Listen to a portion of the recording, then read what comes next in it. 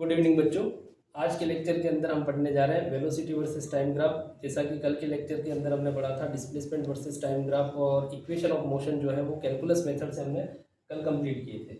आज velocity versus time graph पढ़ेंगे, उसके बाद इक्वेशन ऑफ मोशन जो है उसको वापस लेंगे, लेकिन आज का जो मेथड होगा वो रहेगा हमारा ग्राफिकल मेथड। ठीक है, तो शुरू करते हैं। वेलोसिटी वर्सेस टाइम ग्राफ जितने भी कंसेप्ट हैं वो इसके अंदर भी लगेंगे, जितने डिस्प्लेसमेंट वर्सेस टाइम ग्राफ के अंदर आपने यूज़ करे थे कल की क्लास के अंदर। जितने भी हमने डिस्प्लेसमेंट वर्सेस टाइम ग्राफ के कंसेप्ट यूज़ करे हैं वो सारे कंसेप्ट हमको आज यहाँ पर भी यूज़ करने हैं। ये हमारा ग्राफ बना है वाई वर्सेस एक्स एक्सिस में, और वाई एक्सिस पे हमने ले रखा है वेलोसिटी जो कि आपका मीटर पर सेकेंड में है। ठीक है, जैसा क्वेश्चन रहेगा उस हिसाब से चलेगा। और एक्स एक्सिस पे हमको दे रखा है टाइम और ये हमारा सेकेंड में है। अभी हम इसको मीटर पर सेकेंड और सेकेंड में ले रहे हैं टाइम को। और ये जो हमारा कर्व है, ये जो लीनियर लाइन हमको यहाँ पर शो कर रहे हैं अपन, वो आपके with positive x axis theta angle बना रही है। ठीक है, अब हमको इसका स्लोप फाइंड करना। स्लोप फाइंड करने के लिए हम क्या करेंगे? स्लोप फाइंड करने के लिए हमने सीधा सा फॉर्मूला यूज़ किया था टेन थीटा का, क्योंकि हमने कहा था कि स्लोप को एम से डिनोट करते हैं और इस एम का मतलब क्या होता है? टेन थीटा होता है। और टेन थीटा की वैल्यू अगर यहाँ से फाइंड करें, पहले मैं वाई वर्सेज एक्स एक्सिस की बात बता देता हूँ। वहाँ पर हमारा टेन थीटा का जो वैल्यू आया था वो y2 minus y1 divided by x2 minus x1 आया था, जिसको हम delta Y divided by delta X लिखते थे। ठीक है, यहाँ पर आपका जो ग्राफ है वो v वर्सेस t ग्राफ है, मतलब y एक्सिस पे v दे रखा है, तो वेलोसिटी के लिए हम लिखेंगे v2 minus v1 divided by time का हो जाएगा t2 माइनस t1। कहने का मतलब ये हुआ कि ये हमारा change in velocity divided by change in time आएगा। और change in velocity divided by change in time किसको रिप्रेजेंट करता है? आपके एक्सेलरेशन को रिप्रेजेंट करता है। मतलब सीधी बात यहाँ पर ये हो गई कि v वर्सेस t ग्राफ की जो स्लोप होगी वो हमारी एक्सेलरेशन की वैल्यू मिलेगी हमको, मतलब यहाँ से हमको a का वैल्यू फाइंड होगा।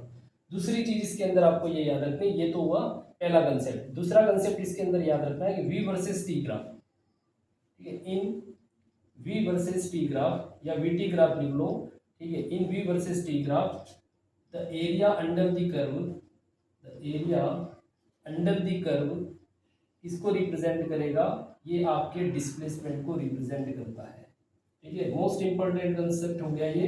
दूसरा इसके अंदर ये याद रखना है कि जो भी आपके ग्राफ यहाँ पर आपको शो हो रहा है, जो आपको ग्राफ दिख रहा है, उस ग्राफ के नीचे जितना भी एरिया होगा उस एरिया को अगर मैं फाइंड कर लूँ तो वो एरिया जो है वो आपके उस ग्राफ के या उस पार्टिकल के लिए डिस्प्लेसमेंट की वैल्यू को देगा। तो दो चीज़ें हो गई कि इस ग्राफ की जो स्लोप होगी वो एक्सेलरेशन को डिनोट करेगी, और इस ग्राफ का जो एरिया होगा, ठीक है, एरिया अंडर द कर्व जो होगा, ये भी ध्यान रखना, एरिया अंडर द ग्राफ या अंडर द कर्व जो होगा वो डिस्प्लेसमेंट को रिप्रेजेंट करता है।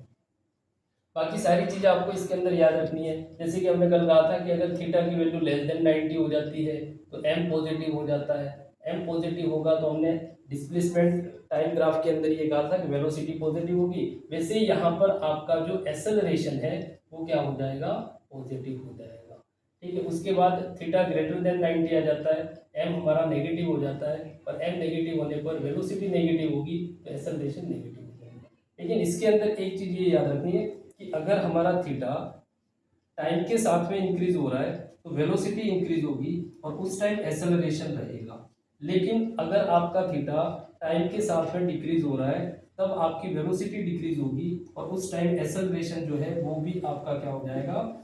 नेगेटिव हो जाएगा। मतलब इस वाली पोजीशन को हम कहते हैं रिटार्डेशन। रिटार्डेशन इसी को कहा जाता है। ठीक है, तो ये चीज़ आपको याद रखनी है। ये दो चीज़ें आपको जब भी ग्राफ दे रखे हों, वेलोसिटी वर्सेस टाइम ग्राफ आपको दे रखे हैं, तो उस टाइम आपको ऐसे डील करने उस ग्राफ के साथ में। आपको ये देखना है कि टाइम के साथ में अगर थीटा इंक्रीज हो रहा है वेलोसिटी इंक्रीज होगी, वेलोसिटी इंक्रीज होने से हमारा एक्सेलरेशन मिल जाएगा, मतलब वो पॉजिटिव एक्सेलरेशन होगा। और अगर टाइम के साथ में थीटा डिक्रीज होता है वेलोसिटी डिक्रीज होगी। यहाँ पर कहने का मतलब ये नहीं कि वेलोसिटी हमारी नेगेटिव चली जाएगी, ये भी ध्यान रखना, वेलोसिटी आपकी नेगेटिव चली जाएगी इसका मतलब ये भी नहीं है।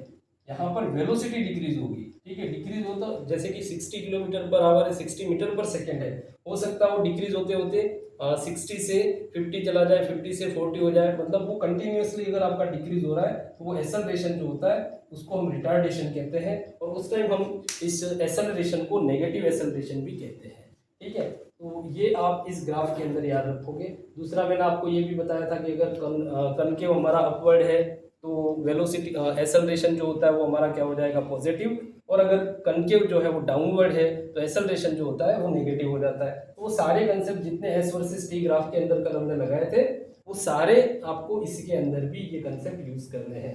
इसके अंदर दो चीजें मोटी मोटी दो बातें आपको याद रखनी है। इसकी स्लोप एक्सेलरेशन को डिनोट करेगी और इसका जो एरिया होगा अंडर द कर्व वो डिस्प्लेसमेंट को रिप्रेजेंट करेगा, ठीक है। इसी के साथ में एक और आपको यहाँ पर ग्राफ पढ़ा दिए जाते हैं जो कि आपके सिलेबस के अंदर नहीं है, लेकिन अगर कोई बच्चा नीट की तैयारी कर रहा है, आईआईटी की तैयारी कर रहा है, जैसे कि 2025 नीट का पेपर आया जो आपके इमेजिनेशन से परे था, ठीक है। इस पेपर के अंदर वो चीजें पूछी गई जो कभी नीट में नहीं पूछी। पेपर का लेवल जो है वो इतना हार्ड हो गया, पेपर का लेवल हार्ड नहीं था, वो पेपर जो है वो लेंदी हो गया। इसका रीज़न ये है कि हो सकता है कि हमने वो चीज़ें नहीं पढ़ी या उन चीज़ों पर फोकस नहीं किया जो कभी भी एग्जाम में नहीं आए हैं। इसलिए हम यहाँ पर एक और ग्राफ ले लेते हैं, बाई चांस कहीं आ जाए आपके एग्जाम्स के अंदर, कहीं आपको मिल जाए तो उससे आपको घबराना नहीं है। और ये ग्राफ है आपका acceleration versus time graph. Second जो है वो हमारा एक्सेलरेशन वर्सेस टाइम ग्राफ है।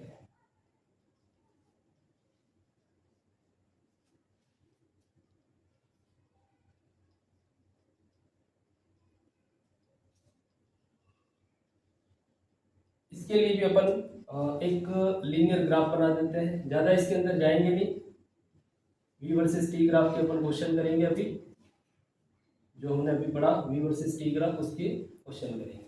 अब ये जो ग्राफ बना ए वर्सेस टी, इसकी जो स्लोप होगी, ए वर्सेस टी ग्राफ की जो स्लोप होगी वो आपके डिनोट करेगी किसको, ए वर्सेस टी ग्राफ, मतलब यहाँ पे हो जाएगा A2 minus A1 divided by T2 minus T1, ठीक है। इसको हम कहेंगे change in acceleration divided by change in time. Clear है, जो हम पीछे बढ़ते आ रहे हैं उसी हिसाब से यहाँ पर हम ए वर्सेस टी ग्राफ की स्लोप भी फाइंड कर पा रहे हैं। और इसका जो वैल्यू होगा, जैसे हमने पहले कहा था कि delta S by delta T ये रिप्रेजेंट करता है वेलोसिटी को, delta we by delta T ये रिप्रेजेंट करता है एक्सेलरेशन को, ऐसे ही ये delta A open delta T ये आपके रिप्रेजेंट करेगा जर्क को, ठीक है, जो कि आपके सिलेबस में नहीं है लेकिन आपको याद रखना है, ये आपके जर्क को रिप्रेजेंट करेगा। और इस जर्क की जो एसआई यूनिट होती है, एसआई यूनिट इसकी लिखी जाती है मीटर पर सेकेंड क्यूब।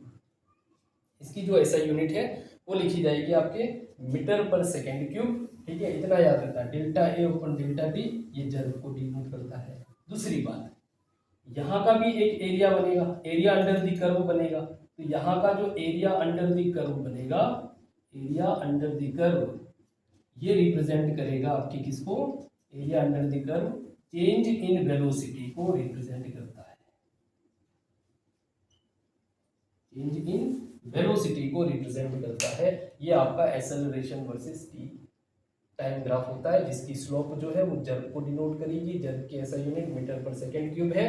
दूसरी बात इसके अंदर याद रखनी है कि यहाँ पर भी जो आपका ग्राफ रहेगा उस ग्राफ के नीचे की तरफ जो एरिया बन रहा है, ये एरिया जो होगा वो किसको डिनोट करेगा, ये नीचे का जो एरिया ग्राफ के नीचे लाइन के नीचे जो बन रहा है आपके, वो आपके डिनोट करेगा इसको चेंज इन वेलोसिटी को डिनोट करेगा, ठीक है। चलिए और आगे चलते हैं अपन, अब आ जाते हैं अपन क्वेश्चंस पे, फिर आ जाएंगे अपन ग्राफिकल मेथड में। जैसे कि आपको एक पहला क्वेश्चन दे दिया जाता है बिल्कुल इजी, जो हमने कल पढ़े थे उसी हिसाब से क्वेश्चन पूछे जा रहे हैं। अब आपको भी पहला क्वेश्चन लेते हैं अपन, जैसे कि आपको एक ग्राफ दे दिया है इस टाइप का, एक ग्राफ दिया है और आपको ये पूछा है इस ग्राफ के अंदर y एक्सिस पे वेलोसिटी है, x एक्सिस पे हमारा टाइम है। पूछा गया है आप फाइंड करोगे किसको, एक्सेलरेशन। पूछा गया एक्सेलरेशन क्या है, ठीक है, फाइंड एक्सेलरेशन।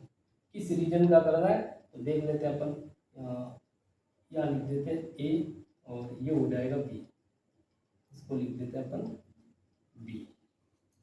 ठीक है, b पॉइंट पे हमारा जो टाइम दे रखा है वो 15 सेकेंड है। ठीक है, टाइम सेकेंड में दे रखा है और वेलोसिटी मीटर पर सेकेंड में है। और y एक्सिस पे हमारा जो वेलोसिटी है वो हमको दे रखा है 15। क्लियर। अब हमको पूछा गया है कि एक्सेलरेशन कितना होगा, जो भी कर्व दे रखा है उसका एक्सेलरेशन कितना आएगा। तो एक्सेलरेशन फाइंड करना, तो पहली बात ये याद रखनी कि एक्सेलरेशन फाइंड करने के लिए ग्राफ किस v वर्सेस t दे रखा है, और v वर्सेस t ग्राफ की जो स्लोप होती है, v वर्सेस t ग्राफ की जो स्लोप होती है वो एक्सेलरेशन को डिनोट करती है। एक्सेलरेशन का फॉर्मूला क्या लिखोगे, change in velocity divided by change in time. इसको लिखने का तरीका क्या है, v2 minus v1 divided by t2 minus t1। अब वेलोसिटी की बात करें तो O से A तक हमारा ये कर्व बना हुआ है, ये लीनियर लाइन जो है वो बनी हुई है।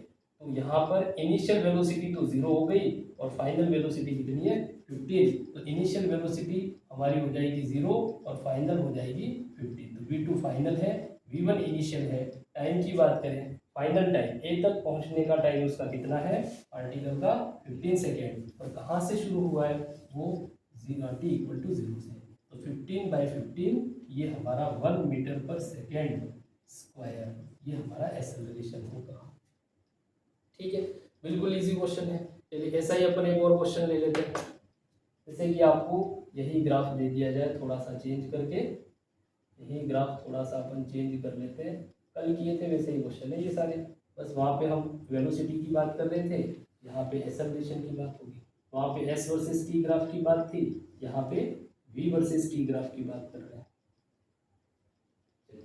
तो ये दे रखा है हमको, यहाँ का जो वेलोसिटी है वो हमको गिवन है 15, यहाँ का जो टाइम दिया वो है 10 सेकेंड, यहाँ पे आ गया आपका 15 और ये हो गया हमारा 20।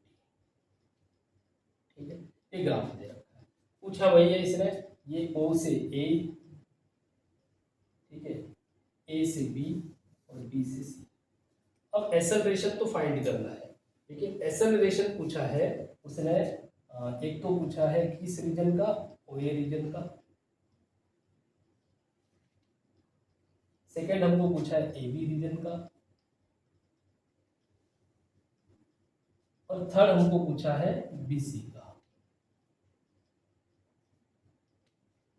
ठीक है, ये 3 रीजन बन रहे हैं पूरे ग्राफ के अंदर और हमको तीनों का फाइंड करना है। जैसे हम शुरू करें पहले ओए रीजन के लिए।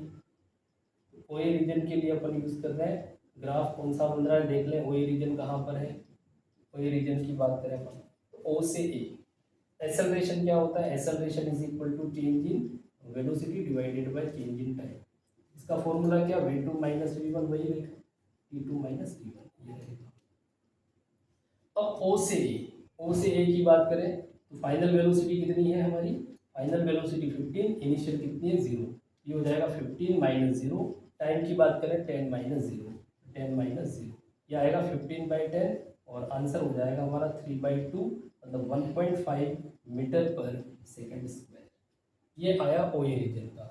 ऐसे ही हम फाइंड कर पाएंगे ए बी का।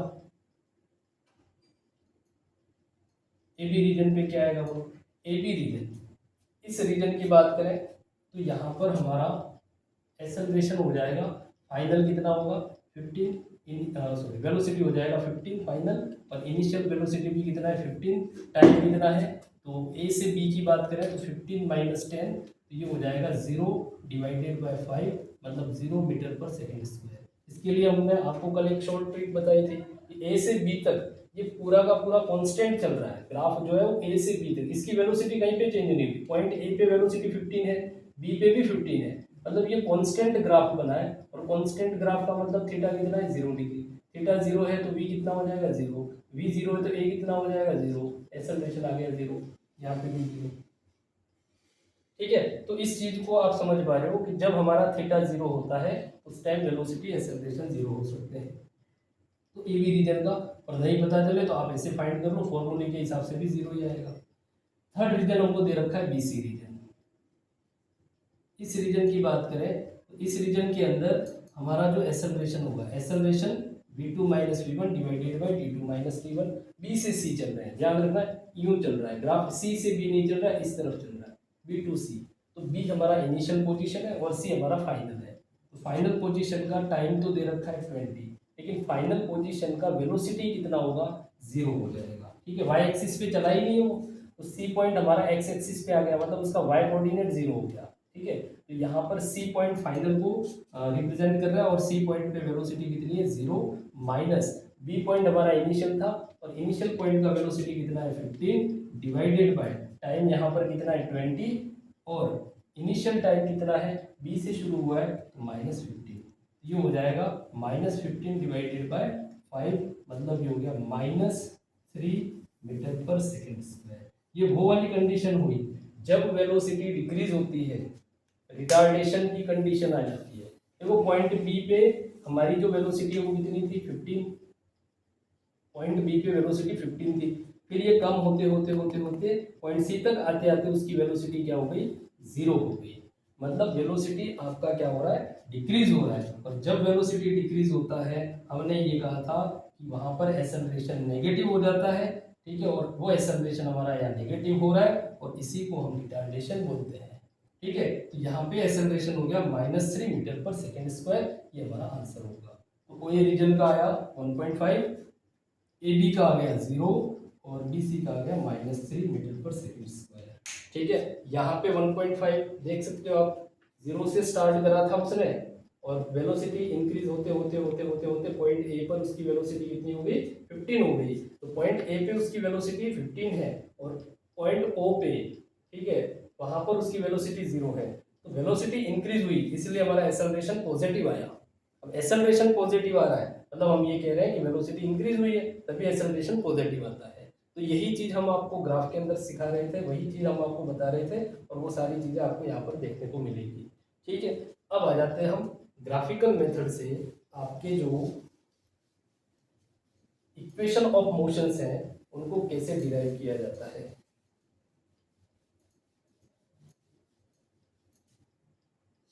नेक्स्ट टॉपिक है आपका equation of motion. Equation of motion किस मेथड से जा रहे हैं हम, ग्राफिकल मेथड से।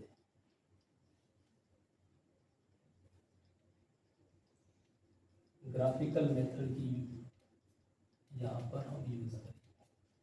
ठीक है, कल हमने कैलकुलस मेथड से पढ़ा था। इसका मतलब ये नहीं कि इक्वेशन बदल जाएगी, इक्वेशन तो वही है आपकी। इक्वेशन हमारा पहला कौन सा था, v equal to u plus a t. दूसरा इक्वेशन क्या था, s is equal to u t plus half a t square. Third equation हमारा क्या है, v square minus u square equal to 2as। ठीक है, बाई डी करोगे तो v square is equal to u square plus 2as हो जाएगा, कोई दिक्कत नहीं। तो ये तीनों इक्वेशन वही है, इन्हीं को हम डिराइव करेंगे। लेकिन यहाँ पे हमको ग्राफिकल मेथड से यूज करना है, इनको प्रूव करना है। कल हमने कैलकुलस मेथड यूज करा था, ठीक है, इंटीग्रेशन डिफरेंशिएशन वगैरह जो आए थे कैलकुलस मेथड के अंदर आए थे, आज वो नहीं मिलेंगे आपको। तो अपन ग्राफ बनाएंगे, वही कंडीशन अपन यूज करेंगे। हमारा पार्टिकल जो है वो यहाँ से चलना शुरू किया है और यहाँ से चलते चलते चलते उसकी इनिशियल वेलोसिटी u हुई और फाइनल पोजीशन तक पहुँचते पहुँचते उसकी वेलोसिटी v हो गई। यहाँ तक पहुँचा तो t टाइम लिया, यहाँ पे t इक्वल टू 0 था, चलना स्टार्ट किया तो वेलोसिटी u हो गई इनिशियल उसकी। ठीक है, यहाँ पे डिस्प्लेसमेंट उसका 0 है और यहाँ पे डिस्प्लेसमेंट उसका s हो जाएगा। लेकिन ये सारी चीज़ें हमको एक ग्राफ में बतानी है। ये सारी की सारी चीज़ें हम अज्यूम कर रहे हैं, जो कंसिडर करके हम लिख रहे हैं वो सारी की सारी एक ग्राफ में बतानी है। तो मैं यहाँ पर एक ग्राफ बना रहा हूँ, v versus t, velocity versus time graph बना रहा हूँ। ठीक है, ये हमारा वेलोसिटी है और ये हमारा एक्स एक्सिस पे टाइम है।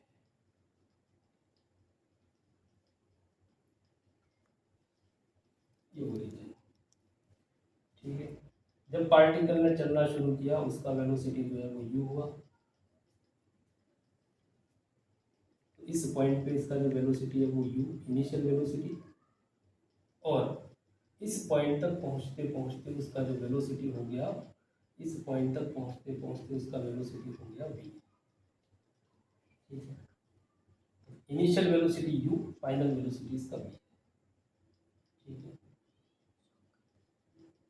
अब ये यहाँ से शुरू किया था तो ये अपन मान लेते हैं कि यहाँ पे इसका टाइम 0 है और इस पॉइंट तक पहुँचते पहुँचते उसने टाइम ले लिया t। क्लियर है, तो हम देख पाएंगे इनिशियल और फाइनल पोजीशन के बीच का जो टाइम आ रहा है वो हमारा कितना आएगा, टी आएगा। क्लियर है, समझ पा रहे हो आप?